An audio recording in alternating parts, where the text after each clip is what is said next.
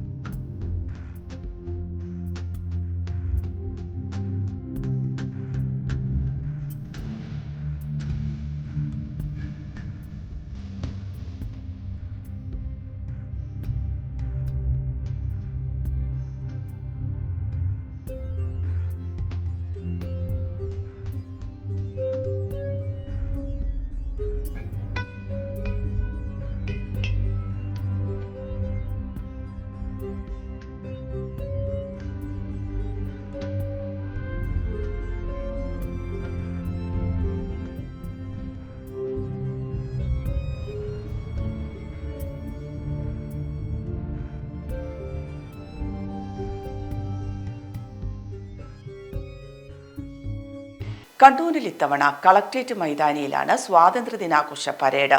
പതിവ് പരേഡ് നടന്നിരുന്ന പോലീസ് മൈതാനിയിൽ സിന്തറ്റിക് ട്രാക്കിന്റെ നിർമ്മാണം പുരോഗമിക്കുന്നതിനാലാണ് ഇത്തവണ സ്വാതന്ത്ര്യദിന പരേഡ് കളക്ട്രേറ്റ് മൈതാനിയിലേക്ക് മാറ്റിയത്. നാളെ രാവിലെ 9-ന് മന്ത്രി രാമചന്ദ്രൻ കടന്നപ്പള്ളി പതാക ഉയർത്തി അഭിവാദ്യം സ്വീകരിക്കും. 22 പ്ലാറ്റൂണുകൾ പരേഡിൽ അണിനിരക്കും. Global lab medical laboratory, Pazhayangadi.